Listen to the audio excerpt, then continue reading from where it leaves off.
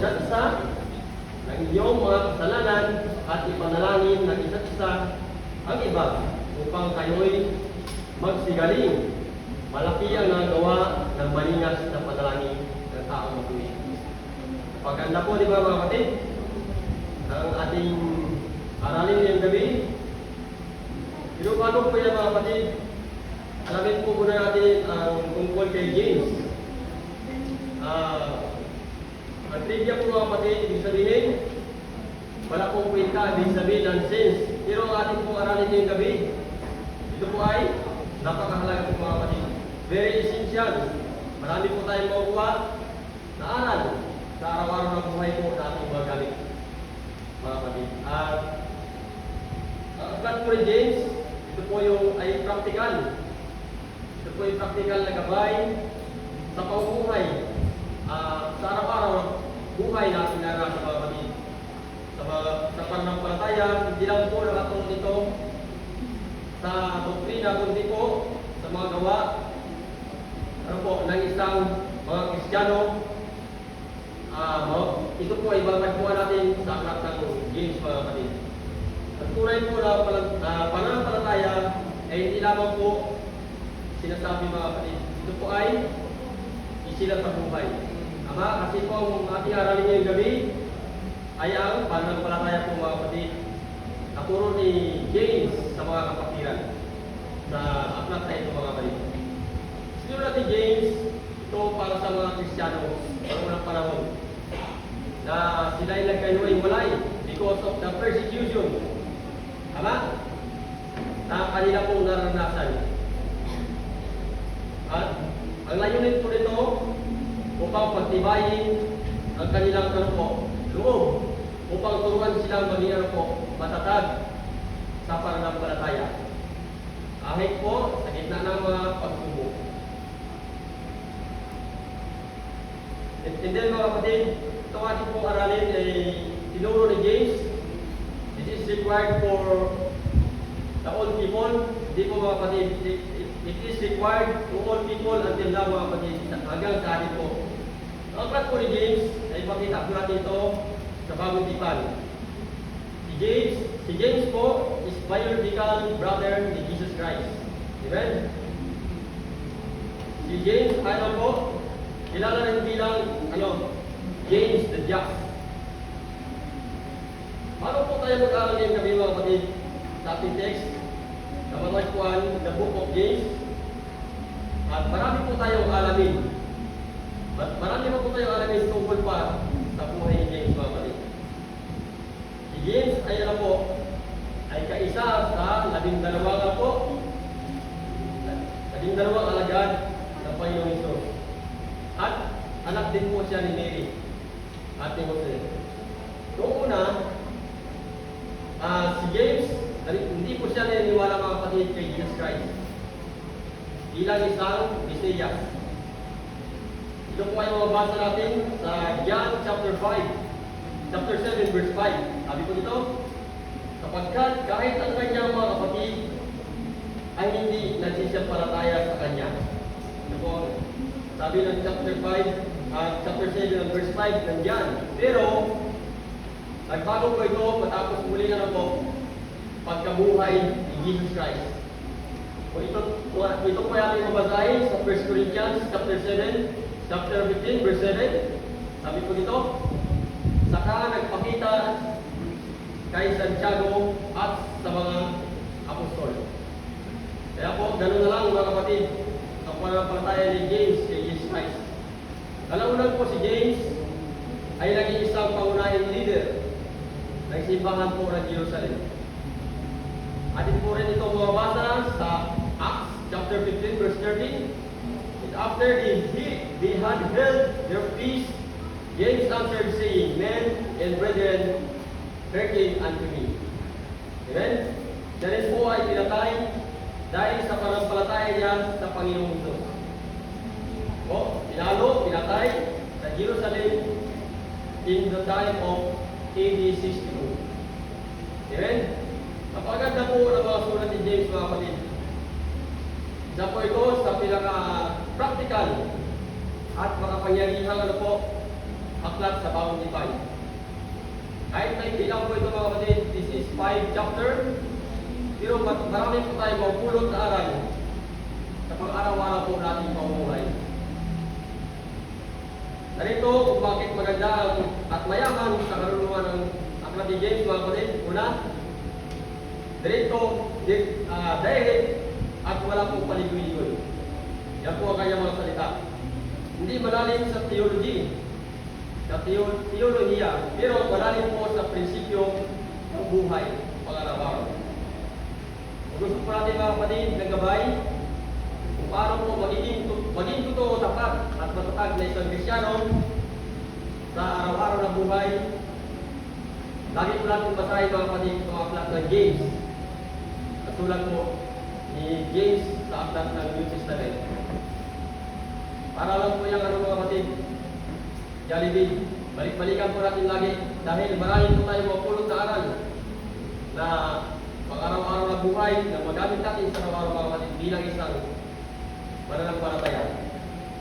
In summary of James chapter 5 verse 16, ito, ang Kristiyano komunidad ay dapat maging bukas, mapagpatawad at mabagin. Yan po ang summary ng ating babasahin mga kapatid in chapter 5 verse 16 ng James.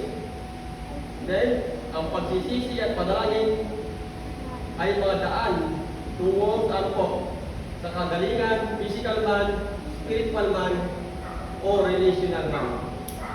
Ang padalangin ay isang patuwid, ay hindi, maliit na bagay.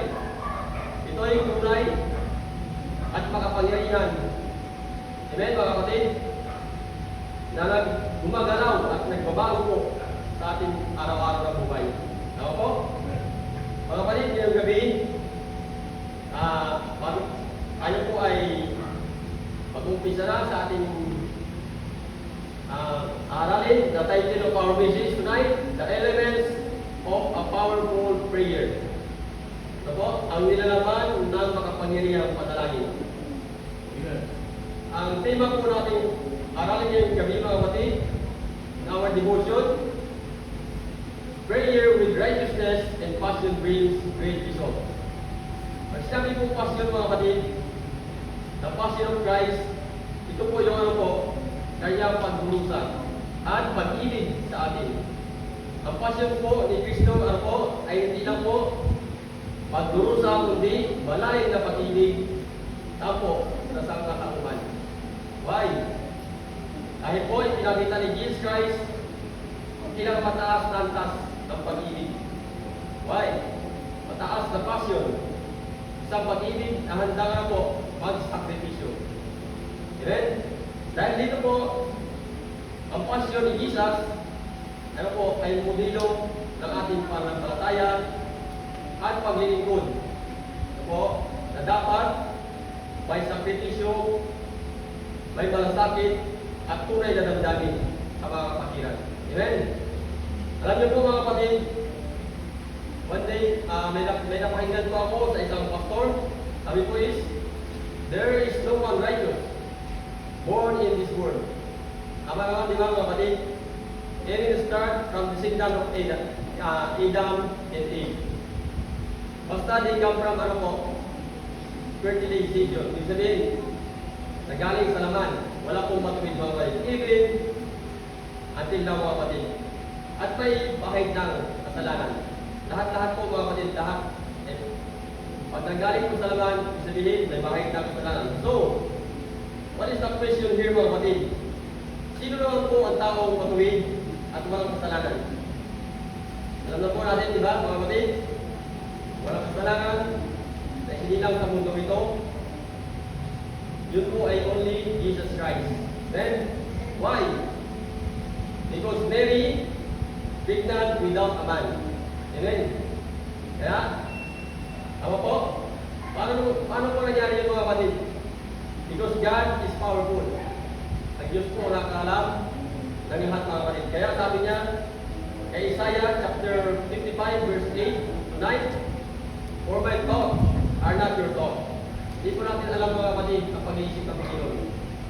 Kaya pinapaalala po tayo dito sa aklat ni James. Ano po? Na na tayo po ay tatagan natin ang ating pananampalataya sa isa't isa mga kapatid. Then, sabi sa 9, for as the heavens are higher than the earth. Kaya, mga kapatid, talagang napakabuti ng Panginoon. Kasi po, ang dami niyang mga salita na pinapakinggan sa araw-araw na nagbibigay, nagpapatatag sa atin, hindi kalakasan mga kapatid sa ating pananampalataya. So, the purpose of our study tonight, ano po? What is the purpose of this? Upang hikayatin ang mga mananampalataya. Ano po? Ano po? Na magkaroon ng mataas na pananampalataya, kabanalan, at malasakit sa kapwa. Amen? Bakit po mga kapatid? Because this is the great commandment of our Lord Jesus Christ. Yan po ay mga basa natin sa Matthew chapter 22 verse 37. Alam niyo po mga kapatid, may isa po rin akong natatandaan muli sa napakinggan ko sa isang pastor. Kaya kanya pong mensahe. Sabi niya po, we are all people hearing His word are unrighteous. Tama, di ba? Kanina, nanggaling sa laman, ngayon naman, walang matuwid. Lahat po mga kasalanan. Tama naman po, di ba? Question here, mga kapatid. Paano po tayo naging, paano tayo naging righteous sa Panginoon? Ganito po, sabi niya, aralin po natin yung gabi. Ariin lang po tayo matuwid sa mata ng Diyos if we confess our sins.